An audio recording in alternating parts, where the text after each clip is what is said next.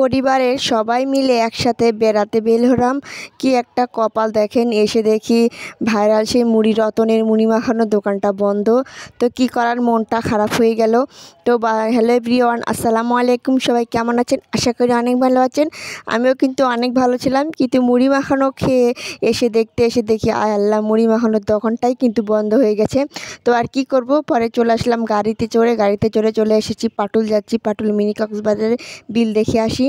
তো দেখতে দেখতে কিন্তু অনেক রাত হয়ে গেছিলো। আর আমাদের এখানে রাস্তাটা কিন্তু অনেক বৃষ্টির কারণে কাদা হয়ে গেছিলো। তো আমার ছোটো ছোটো ভাই বোনেরা খেলছিল। তো আমি এখানে রাস্তায় একটা লুক লিখছিলাম আর হাঁটতেছিলাম, অনেক কটা কিন্তু ছবিও তুলছি।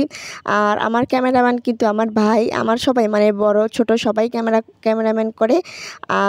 আর এটা হচ্ছে ঢিকি। দেখেন, আমরা অনেক আগে থেকে ঢিকিতে আটা কুটে খাই, সব রকম পিঠা কিন্তু ঢিকিতে কুটি। আর দেখছেন দৃশ্যটা কত সুন্দর, চারিদিক শুধু সবুজ আর সবুজে ঘেরা, দেখতে কিন্তু মাশাআল্লাহ অনেক সুন্দর লাগতেছে। আমাদের এই গ্রামটা কিন্তু চোখ জুড়ানো গ্রাম, দেখতে কিন্তু অনেক সুন্দর। তো আমার ছোটো ছোটো ভাই বোনেরা যাচ্ছে আগে, আর আমি এখানে ভিডিও করতেছি। এটা হচ্ছে আমাদের অনেক বড় একটা আম বাগান। এই আম বাগান আপনি ভিতরে ঢুকলে ঘুরে শেষ করতে পারবেন না। এই আম বাগানটা এত বড় আর এত সুন্দর, অনেক দিন আগের এই আম বাগানটা সব রকম আমের গাছ আছে, সব রকম আম আছে।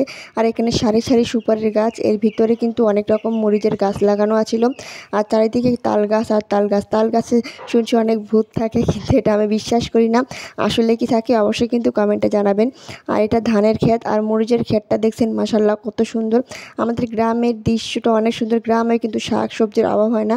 আর এখানে হচ্ছে আমাদের প্রাইমারি স্কুলে দেখি ছোটো ছোটো ছেলেপেলে খেলাধুলা করতেছে।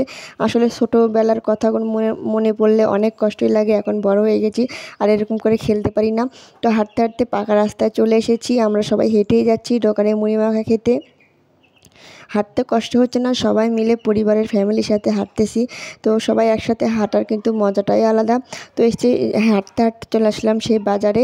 আর বাজারটা পের হয়ে চলে যাব আমরা সেই সেই দোকানটা দেখার জন্য আপনারা প্রস্তুত থাকবেন। আসলে দেখার মতো কিছুই নাই, যাই দেখি দোকানটা বন্ধ অফ, দুঃখ সেখানেই লাগলো।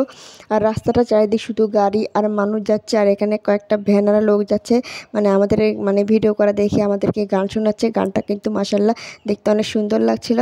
তো আমি একটু রাস্তাতে হেঁটে নিলাম, আর গাড়ি ঘোড়া যাচ্ছে, সাবধানে হেঁটতেছি। কখন না কখন দুর্ঘটনা হয়, তো কেউ তো বলতে পারে না, তাই না?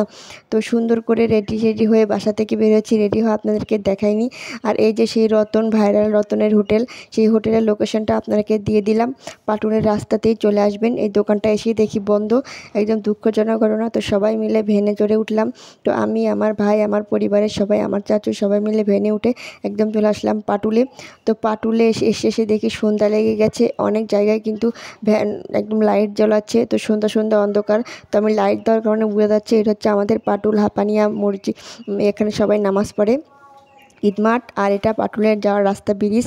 আর এখানে দোকানটা দেখছেন কত সুন্দর। এখানে দেখেন সব রকম জিনিস পাওয়া যাবে, চুড়ি ধোয়ার র্যাক, আলনা খোপা, ক্লিপ সব রকম পর্যন্তই পাওয়া যাবে।